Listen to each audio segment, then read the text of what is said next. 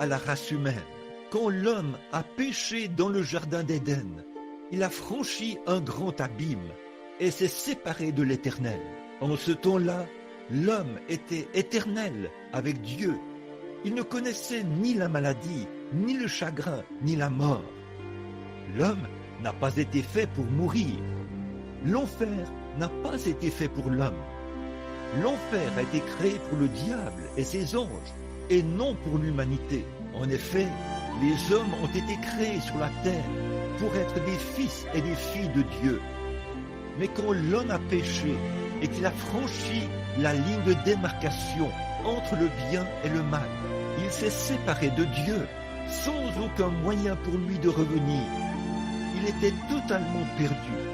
Il ne pouvait pas revenir parce qu'il avait péché. Mais Dieu, qui est riche en miséricorde, a accepté un substitut.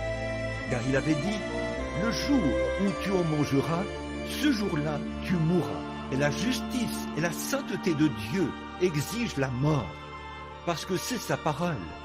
Il doit tenir sa parole pour être Dieu.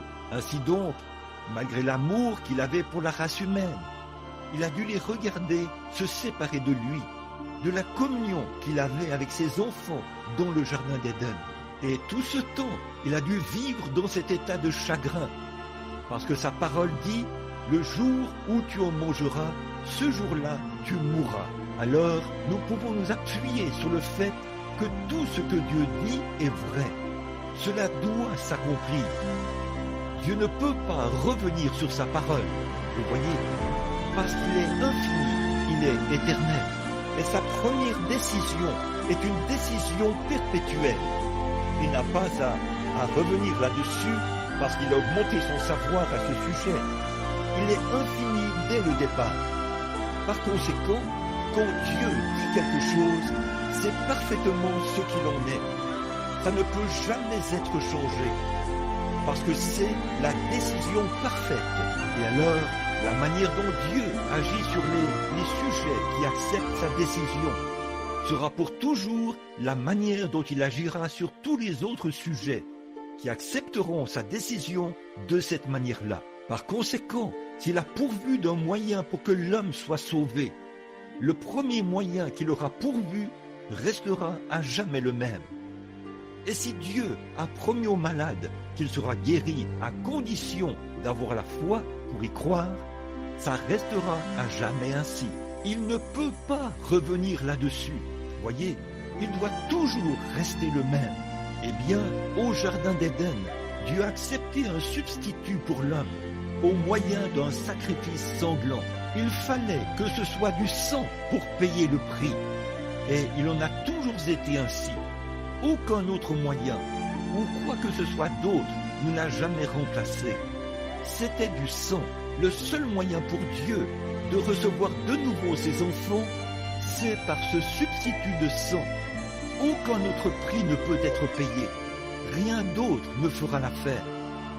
La première décision de Dieu est toujours parfaite et elle est éternelle.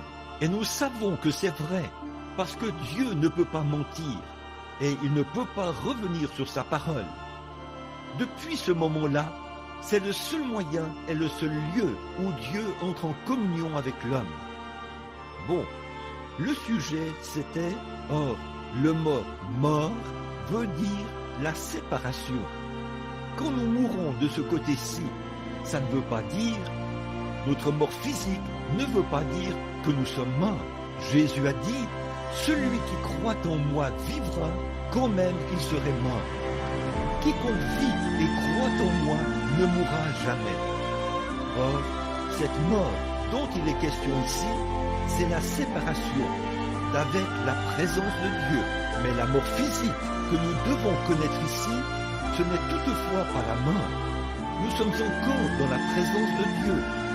Nous passons de cet endroit-ci à un endroit plus proche de lui, dans sa présence.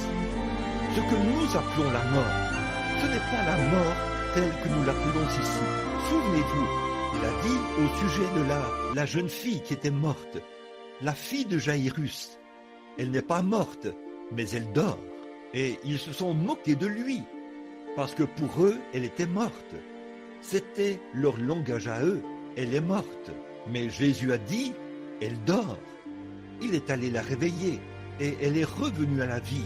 Eh bien, depuis Adam jusqu'à ce jour, l'homme essaye de fabriquer son propre substitut. Il fait tout son possible à la race